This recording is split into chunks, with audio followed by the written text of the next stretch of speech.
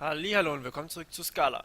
Ja, nachdem wir letztes Mal jetzt so einen Hammerbatzen an Informationen über Funktionen gemacht haben und ihr Master der Funktionen quasi seid, werden wir diesmal ein bisschen was Entspannenderes machen, nämlich ein bisschen was mit Strings. Das ist die Klasse, um die es heute geht. Ja, wir können Strings natürlich erstmal kreieren wie jede andere Variable und sagen wir mal, wir nennen es einfach mal a und weisen hier irgendwas zu, wie zum Beispiel Hello World. So, und jetzt wollen wir damit ein bisschen was machen. Wir können die Länge von einem String auslesen, indem wir einfach sagen println. Also ich gebe das jetzt einfach direkt aus. Ähm, Wir sagen hier einfach a. Punkt, und dann sehen wir hier schon, was wir hier für Funktionen haben. Das sind nämlich echt ganz schön viele.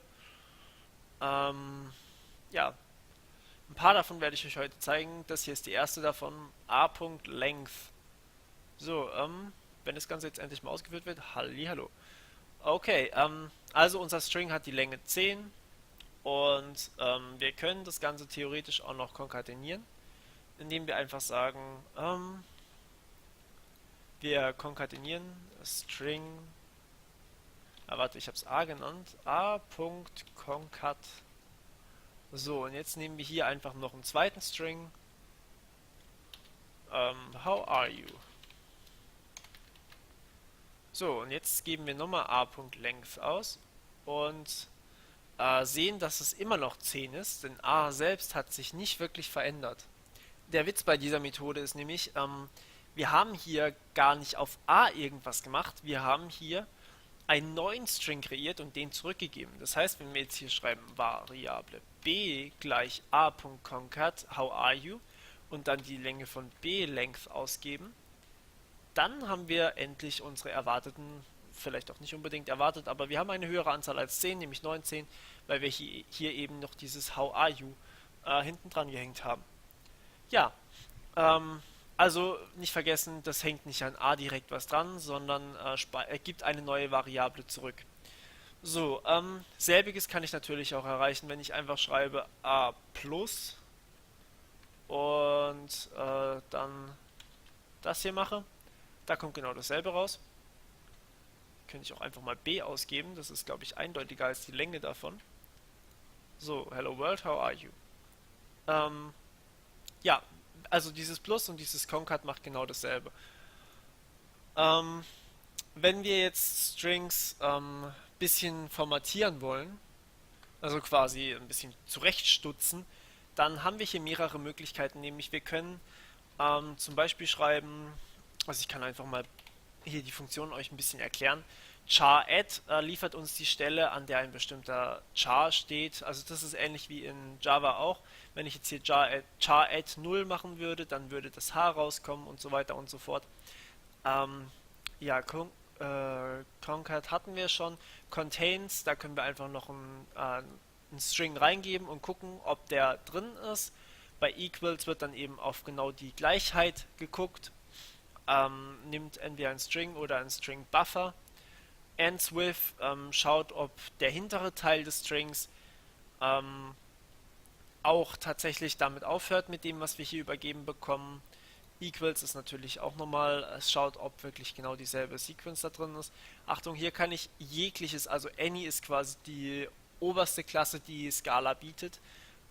Ich kann hier einfach alles reintun, also auch von mir aus ein Typ Hund und kann gucken, ob der gleich ist wie der String, den wir haben, was vielleicht jetzt nicht unbedingt sinnvoll ist. Hier kriegen wir dann halt entweder die Bytes oder ein Char-Array zurück. Ja, gut.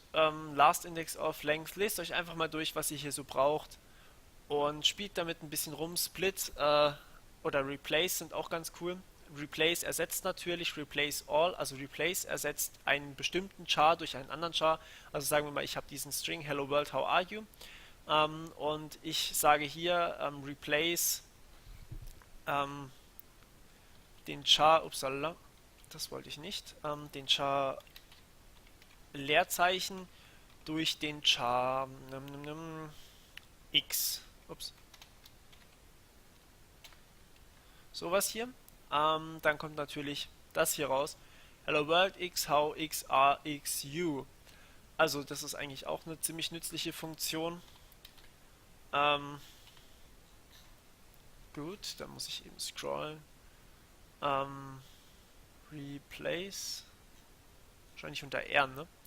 Ja, es sind einige coole Funktionen dabei, die ihr vielleicht mal brauchen könnt. Ähm, aber ja, das Coolste finde ich immer noch, was man in der Vorschleife dann damit anstellen kann. Man kann nämlich genauso in der Vorschleife damit umgehen. Ähm,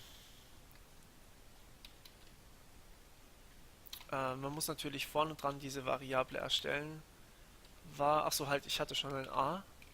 Also nehme ich hier mal ein C und sagen, da ist alles von A drin und geben dann C aus. So. Und jetzt kann ich sagen, ich habe einen Error. Ähm, Achso, ja, ich bin auch einfach blöd. Ähm, Ich kann hier natürlich auch einfach schreiben, char, so. Und dem gleich mal was zuweisen. Ah, A, standardmäßig von mir aus. So, jetzt sollte das Ganze funktionieren. Ja, und ich fange oben an, also ich kann quasi hier durchgehen durch durch diesen String wie durch ein Char-Array. Ich gebe aus H, E und so weiter und so fort, bis ich einmal komplett durch bin. Achtung, ich habe hier nur A genommen, das heißt, wundert euch nicht, wenn es hier nur bis World geht. Ähm, ja, also man kann das quasi gleichzeitig auch noch wie ein Char-Array benutzen. Ziemlich coole Sachen, die man damit anstellen kann.